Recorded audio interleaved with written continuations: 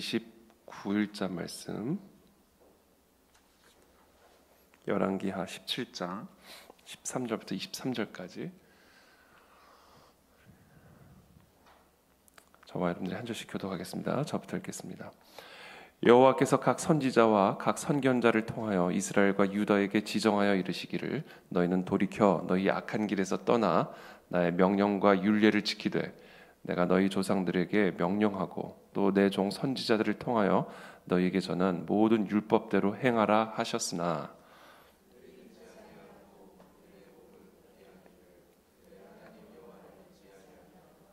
조상들의 목같이 하여 여호와의 율례와 여호와께서 그들의 조상들과 더불어 세우신 언약과 경계하신 말씀을 버리고 허무한 것을 뒤따라 허망하며 또 여호와께서 명령하사 따르지 말라 하신 사방 이방 사람을 따라 그들의 하나님 여호와의 모든 명령을 버리고 자기들을 위하여 두 송아지 형상을 부어 만들고 또 아세라 목상을 만들고 하늘의 일월 성신을 경배하며 또 바알을 섬기고 또 자기 자녀를 불가운데로 지나가게 하며 복술과 사수를 행하고 스스로 팔려 여호와 보시기에 악을 행하여 그를 경노하게 하였으므로 여호와께서 이스라엘에게 심히 노하사 그들을 그의 앞에서 제거하시니 오직 유다 지파 외에는 남은 자가 없으니라.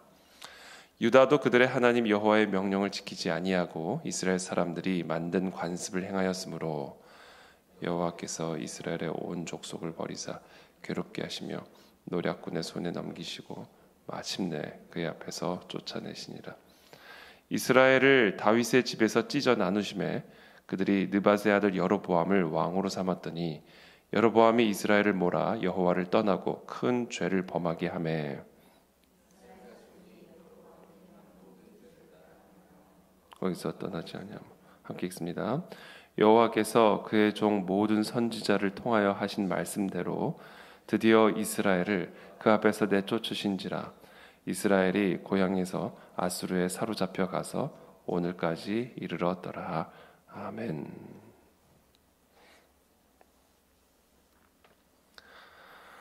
네, 오늘 본문에서는 이제 북이스라엘이 결국에는 아수르에 사로잡혀 가게 되는 그런 하나님의 심판. 그래서 결국은 이 북이스라엘은 사라지죠. 그리고 그 땅에 남아 있었던 이스라엘 백성들과 아수르 백성을 비롯한 여러 이방 민족들과 함께 이제 혼합이 이루어지게 되면서 어떻게 보면 새로운 인종이 그 땅에서 태어나게 되는데 이제 그 사람들을 이제 사마리아인이라 우리가 이제 부르게 되는 것이죠. 그래서 우리가 신약 시대 예수님의 시대에 보다시피 이 사마리아인은 그래서 특별히 유대인들이 아주 하찮게 여기는 그런 사람들이었습니다.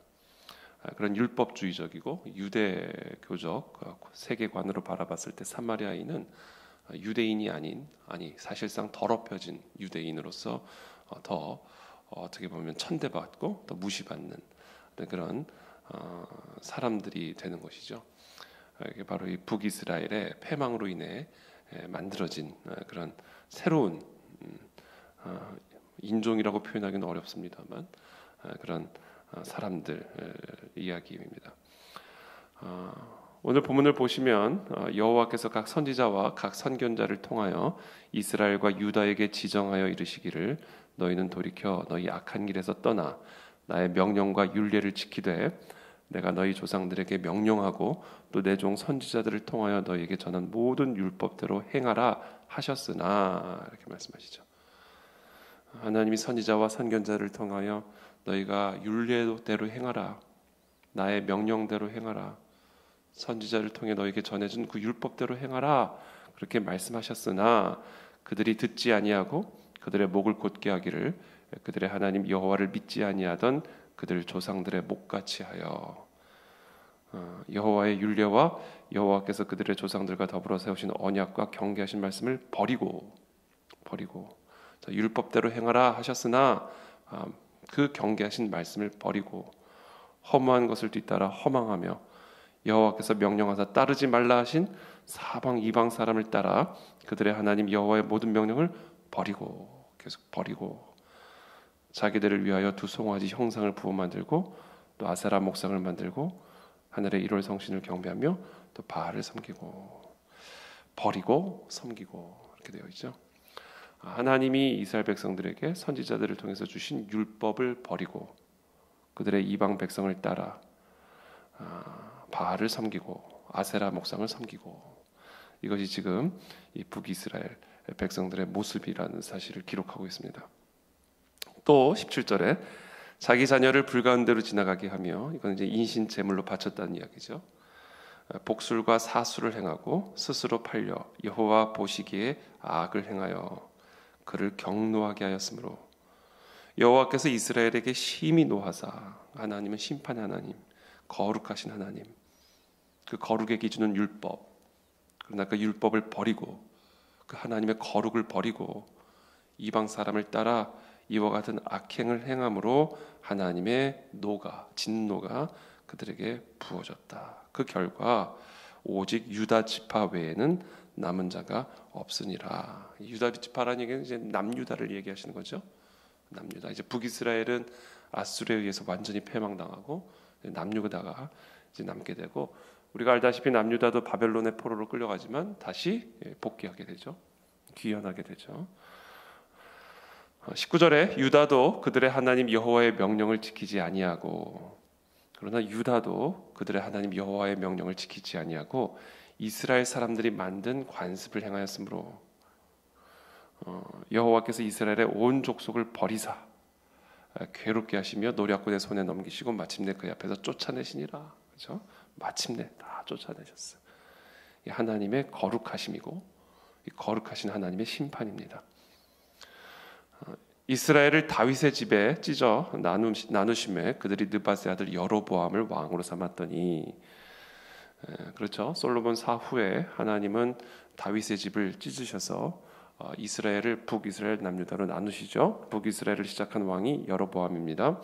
여로보암이 이스라엘을 몰아 여호와를 떠나고 큰 죄를 범하게 하매 이스라엘 자손이 여로보암이 행한 모든 죄를 따라 행하여 거기서 떠나지 아니하므로 여호와께서 그의 종 모든 선지자를 통해 하신 말씀대로 드디어 이스라엘을 그 앞에서 내쫓으신지라. 이스라엘이 고향에서 아수르에 사로잡혀 가서 오늘까지 이르렀더라. 그렇게 오늘 이 본문이 마무리가 됩니다. 하나님이 선지자를 통해서 여호와의 율법 거룩의 기준, 내가 거룩하니 너희도 거룩할지어다. 그리고는 하나님의 율법을 주셨죠. 이게 너희가 거룩할 수 있는 유일한 길이고 이것이 내 거룩의 기준이다 라는 것을 말씀하셨고, 이 율법대로 행하라 하셨으나 그러나 이 이스라엘 백성들은 목을 곧게 하여 그 율례를 버리고 그 율법을 버리고 그 거룩을 버리고 그 하나님의 의를 버리고 그리고 이방 백성을 따라 아세라를 섬기고 1월 성신을 경배하고 바알을 섬겼다. 이렇게 기록되어 있습니다. 그래서 그 결과 하나님이 심판하셨다. 내쫓으셨다. 아수르를 통하여 하나님의 진노를 쏟아부으셨다. 살육을 행하셨다. 그러니까 이 성경에는 여러 역사들이 기록이 되어 있는데, 특별히 이스라엘의 역사, 특별히 구약의 이스라엘 역사들은요, 그 역사 자체로서도 상당한 의미를 지니고 있고 그 안에 하나님의 메시지가 담겨져 있지만, 어떤 면에서 보면 그 구약에 기록된 모든 역사적 이야기들이 다 메타포가 되어가지고요 하나의 이야기를 우리에게 가르쳐주고 있습니다. 그게 오늘 본문에 요약된 내용이에요.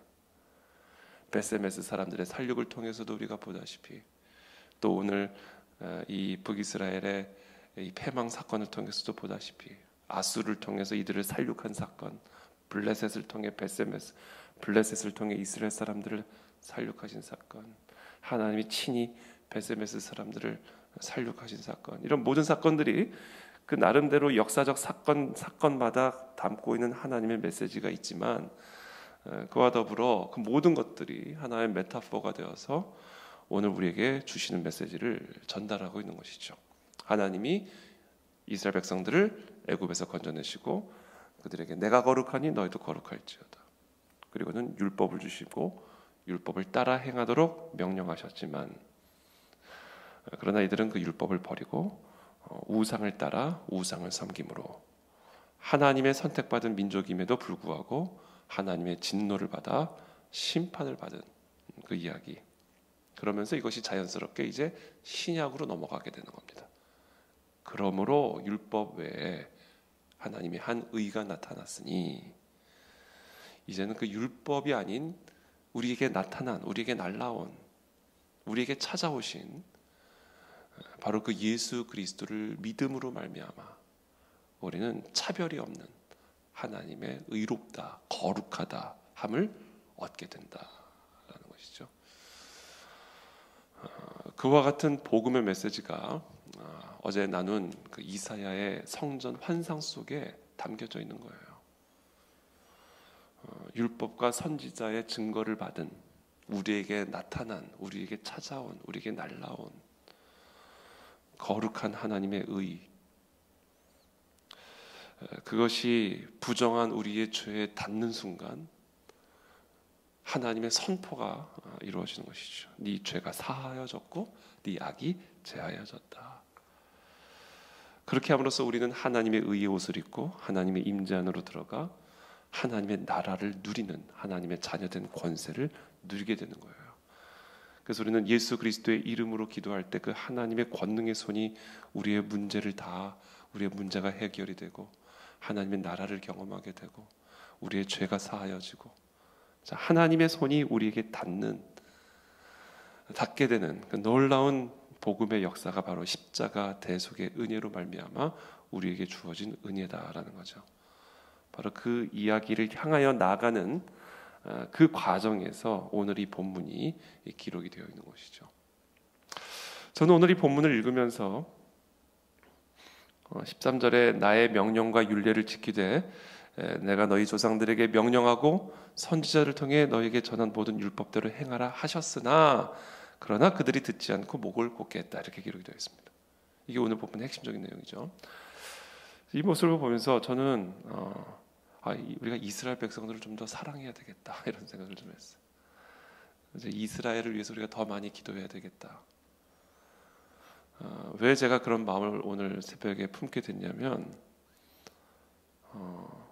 신약 성경 로마서는 분명히 말씀하시잖아요. 율법대로 행하여 거룩의 기준에 도달할 수 있는 사람은 없다. 분명히 그렇게 말씀하시잖아요. 그러니까 어떻게 보면 오늘 이스라엘 백성, 오늘 이 본문에 기록된 이스라엘 민족은 하나님의 선택을 받아서 율법대로 행할 수 없음을 가르쳐 주시고, 그래서 우리가 하나님의 진노와 심판을 받아 멸절될 수밖에 없음을 보여주기 위한 샘플로 선택하신 거예요. 우리를 대신해서 맞은 거라고요. 민족 전체가. 거룩하신 하나님의 성품 두 가지를 제가 어저께 말씀드렸습니다. 우리 하나님은 심판하시는 하나님이에요. 거룩하신 하나님은 거룩하지 않은 것을 반드시 심판하시는 하나님이십니다. 하나님의 형상대로 지음받은 인간이라 할지라도 거룩을 잃어버리고 의의를 버린 자들은 하나님의 심판과 진노를 받아 지옥에 들어갑니다. 이분이 거룩하신 하나님이에요. 그러나 우리 하나님은 동시에 그 심판으로부터 구원하시는 하나님이에요. 그게 천국이에요. 그 지옥으로 갈 수밖에 없는 우리들을 천국으로 옮기기 위해서 하나님이 행하신 일이 십자가 대속의 제사입니다. 이 놀라운 구원의 경륜을 이 인류에게 가르쳐 주시고 보여주시기 위해서 하나님이 특별하게 선택한 나라가, 사실은 선택한 나라가 아니죠. 선택한 사람이, 그리고 그 사람을 통해서 만든 나라가 이스라엘이에요. 그 이스라엘이라는 나라는요, 어떻게 보면 우리를 대신해서, 우리를 대표해서 우리가 절대로 하나님의 거룩의 기준에 도달할 수 없음을 보여준 나라고요. 보여준 민족이고요. 그래서 결국은 하나님의 심판과 멸절을 당할 수밖에 없음을 우리에게 보여준 민족이에요. 거룩하신 하나님의 심판을 우리에게 가르쳐주고 보여주고 있는 민족입니다. 그러니까 얼마나 사실은 고마워요. 그렇죠? 그러나 동시에 구원하시는 거룩하신 하나님을 또 보여주는 민족이에요. 이 이스라엘 민족을 통하여 예수 그리스도가 이 땅에 태어나시고 예수 그리스도, 이스라엘의 후손으로 오신 예수 그리스도를 통하여 율법으로는 도무지 거룩의 기준에 도달할 수 없는 우리들을 오직 예수 그리스도 십자가 대속의 은혜로 구원을 받게 하시는 놀라운 구원의 길을 열어주기 위해서 선택하신 나라가 민족이 또한 이스라엘입니다. 그런 면에서 이스라엘 민족은 다른 민족과는 차별성이 있는 거죠. 그런 의미에서 인류 전체를 대표해서 인류의 죄성을 보여주고, 그래서 그 인류의 죄성으로부터 인류를 구원하여 하나님의 자녀가 되게 하는 권세를 얻기 위해 그 민족의 후손으로서 구원의 길을 열어주시고, 그러한 민족으로 선택받은 민족이 이스라엘이에요. 그래서 그런 의미에서 이스라엘 민족은 특별합니다. 그런 의미에서 이스라엘 민족은 다른 민족과는 차별성이 존재하는 거예요. 그게 전부입니다. 이스라엘의 차이는. 그 외에 다른 차별성은 존재하지 않아요. 우리랑 똑같은 죄인이라는 것을 보여주는 똑같은 자들이에요. 또 우리와 똑같이 예수 그리스도 십자가 대속의 제사를 힘입지 않고는 구원을 받을 수 없는 똑같은 존재들이에요. 그러니까 이 모든 인류가 처한 영적 현실, 그리고 그 영적인 현실, 그 실존, 망할 수밖에 없는, 살육을 당할 수밖에 없는, 심판당할 수밖에 없는 이 모든 인류의 실존, 그리고 그와 같은 저주받은 실존으로부터 구원을 받을 수 있는 그 유일한 길, 그것을 보여주시고 가르쳐주시고 그 인류에게 나타내기 위해서 하나님이 이 인류 가운데 특별하게 만들어내신 민족이 이스라엘이에요. 그런 면에서는 차별성이 있지만 그게 다예요. 그와 같은 차별성을 이스라엘 민족에게 허락하신 이유는 우리가 다 똑같은 죄인이라는 사실을 가르쳐주시기 위한 차별성이에요. 그래서 그 예수 그리스도 십자가 대속의 제사를 믿음으로 우리가 하나님의 자녀가 되는 권세를 얻지 않으면 우리는 다 저주받아 망할 수밖에 없는, 지옥에 갈 수밖에 없는 죄인들이라는 사실을 우리 모든 인류들에게 가르쳐주기 위해 선택받은 민족으로서의 차별성이에요. 그 외에 다른 차별성을 이스라엘 민족에게 부여하는 것은 그것은 죄입니다. 그것은 죄예요. 이스라엘 백성을 우상화하는 거예요. 그게 시오니즘이에요. 정치적으로 영적인 원리를 악용하는 겁니다. 정치적인 목적을 가지고 하나님의 이 위대한 구원의 섭리를 남용하는 거예요. 그래서 그거는 범죄하는 거예요. 범죄. 그렇기 때문에 제가 오늘 본문을 묵상하면서 그래, 율법대로 행할 수 있는 사람은 한 사람도 없다고 하셨잖아. 그러니까 이스라엘 백성들이 율법대로 행하지 못한 건 이건 이상한 게 아니야. 이건 전혀 이상한 일이 아니야. 이들만 이런 게 아니야. 우리가 다 똑같아. 그래서 이들이 하나님의 심판과 진노를 받았잖아. 그리고 이들만 그런 게 아니야. 우리가 다 이래. 이거를 가르쳐주기 위해서 선택하신 민족이구나. 더 사랑해야 되겠다 이런 생각이 드는 거예요.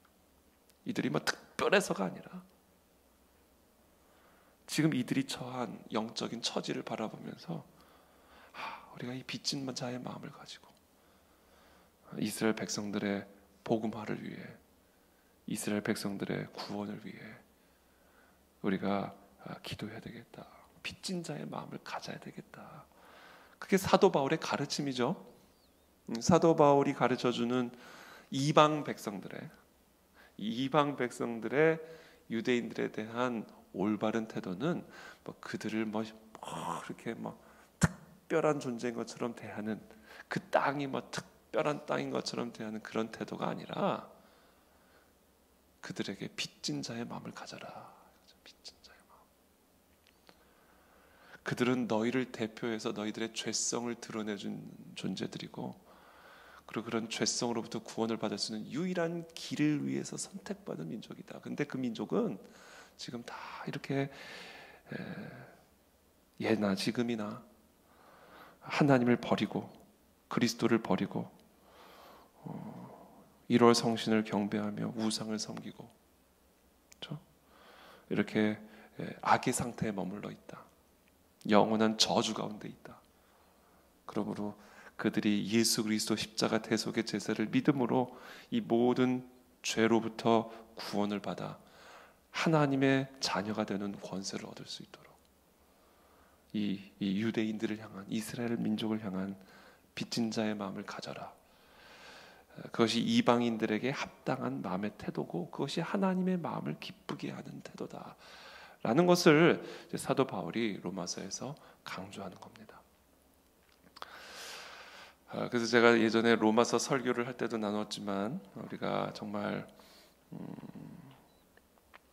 이 유대인들, 이스라엘 백성들에 대한 잘못된 관점들은 철저하게 제거하되, 그러나 동시에 이 유대인들을 향한 하나님의 마음을 우리가 이해하고, 유대인들이 지금과 같은 저런 우상 숭배를 이제는 내려놓고 예수 그리스도 우리의 구원자로 오신, 율법으로 구원을 받을 수 없는 우리들을 율법 외에 구원을 얻을 수 있는 길로 우리에게 나타나신 예수 그리스도를 믿음으로 그들도 구원을 받아 우리와 같이 하나님의 자녀가 되는 권세를 얻을 수 있도록 우리가 기도하고 또 하나님의 인도하심을 따라 그런 선교적인 사명을 우리가 힘써 감당해야 되겠다. 그것이 저와 여러분들 이 땅의 교회들에게 주어진 아주 중요한 선교적인 사명입니다. 그래서 우리가 모든 나라, 제가 오랫동안 이제 우리 교회의 선교적인 그런 방향성을 위해서 항상 기도를 하고 있는데, 지금도 기도하고 있습니다. 근데 제 마음속에 한 가지 든 생각은, 뭐 특정한 나라를 꼭 하나님이 찝어서 우리에게 말씀하시기만을 기다리지 말고 선교는 전 세계다. 열방으로 나가라. 하나님 그러셨죠. 땅 끝까지 가라 그랬잖아요. 그러니까 그냥 어디든 기회가 닿는 대로 나가서 전도하는 거예요. 우리가 사람 골라가면서 전도하는 거 아니듯이 그냥 때를 얻든지 못 얻든지 그냥 쉼 없이 누구에게나 어디에서나 복음을 전하는 게 그게 올바른 자세죠.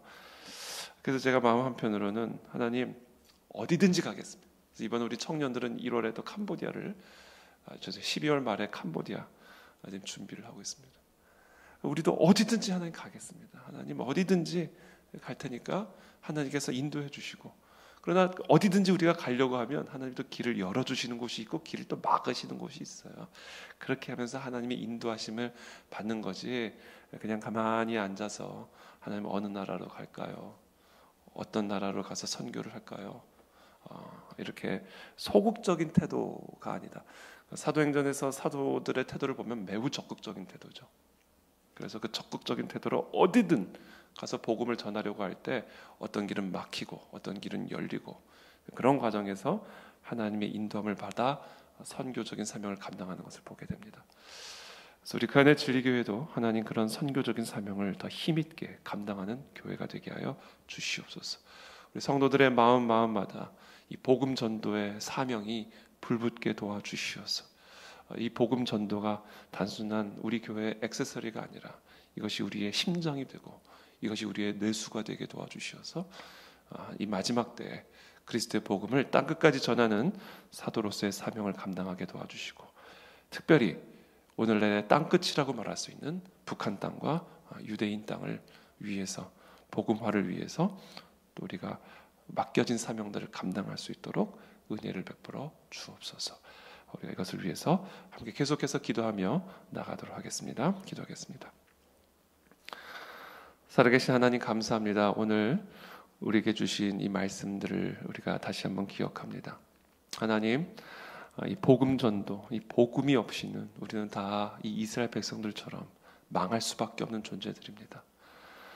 이 복음을 우리가 더 깊이 체험하기를 원하고, 이 복음을 우리가 더 사랑하기를 원하고, 그래서 이 복음을 증언하고 복음을 증거하는 일에 우리의 모든 삶을 쏟아붓는 그런 인생이 되기를 원합니다. 하나님, 교회의 사명이 무엇이고 성도들의 사명이 무엇입니까? 우리가 어디에서 무엇을 하든 우리에게 주어진 이 놀라운 복음을 전하고 증거하는 증인된 삶을 살아가는 우리 모두가 되도록 주님 축복하여 주시옵소서. 특별히 주님, 버려진 저 북한 땅, 그리고 저 이스라엘 땅, 하나님 특별히 우리 교회에게 주신 그 두 나라를 우리가 마음에 품고 기도합니다. 하나님, 그 땅에 놀라운 복음화가 속히 이루어지도록 하나님 놀라운 은혜와 역사를 베풀어 주시옵소서. 우리는 그저 순종합니다. 우리가 그저 하나님의 뜻을 따라 걸어갑니다. 위대한 일을 하려고 하지도 않고 큰 일을 하려고 노력하지도 않고 그저 하나님이 하라는 대로 인도하심을 따라 한 단계 한 단계 걸어나가게 도와주시어서 정말 철옹성 같은 여리고성 같은 저 영적인 성벽들이 무너져 내리고 그 땅에 놀라운 그리스도의 복음이 전진해 나아가는 하나님 그런 놀라운 부흥의 역사가 하나님 이 땅 가운데 열방 가운데 특별히 저 이스라엘 땅 가운데 일어나게 하여 주시옵소서. 그렇게 하실 주님을 찬양하며 예수 그리스도의 이름으로 축복하며 기도합니다. 아멘.